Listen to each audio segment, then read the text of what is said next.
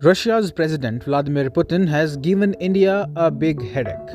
We all know that Western countries have imposed sanctions on Russia in the aftermath of the Russia Ukraine war. As a result, Russia is facing a huge shortage of important spare parts required in key industries.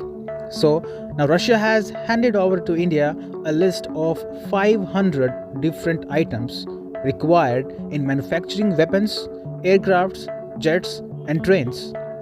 As per a Reuters report, out of demanded 500 items, 41 items are linked to the manufacturing of aircrafts and helicopters. So, why are we calling this Russian proposal a headache for India? You see, the war in Ukraine is still going on, and it is highly likely that Russia might use Indian components in making lethal military equipment for using against Ukraine.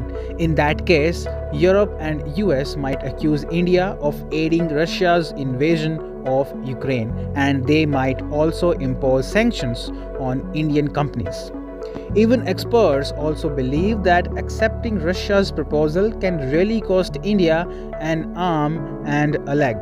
Ajay Sahai, Director General of the Federation of Indian Export Organizations, said that there is a hesitancy among exporters, particularly on sanctioned items. It must be noted that Russia is not the largest trading partner of most Indian companies, so losing access to European and American markets is really a big deal for them.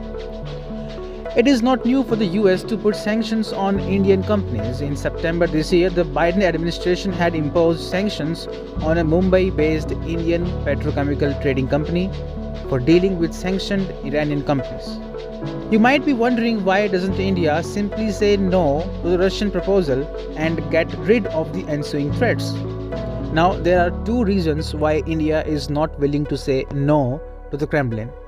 As per sources in the Indian government, the Russian request is highly unusual, and India might actually cross the West's red lines to help the Russian military.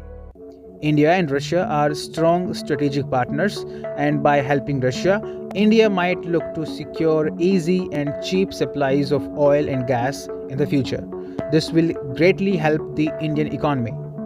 Secondly, one of the biggest concerns for New Delhi is India's burgeoning trade deficit with other nations. Last month, it was reported that India's trade deficit with Russia rose a whopping 674% from April to September this year. In the first half of the ongoing fiscal year, India's trade deficit with Russia was 20.05 billion US dollars, while the figure stood at just 2.59 billion US dollar in the first half of the last year. By exporting demanded items to Russia, India may look forward to bridging the gap and boosting India's exports to Russia.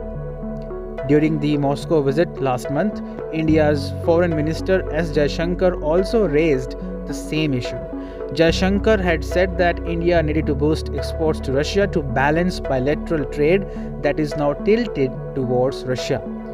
Balance of trade is required in order to make the rupee-ruble trade mechanism feasible. India knows that Western sanctions on Russia can be turned into a major economic opportunity. India can get exclusive access to some key sectors of the Russian economy. If India continues to walk the tightrope between the West and Russia, finally, it won't face any problem in dealing with Russia and the Kremlin. India might come across as an opportunistic country aiding Russia's war machinery in Ukraine, but practically speaking, India is just pursuing its national interests to boost its economy.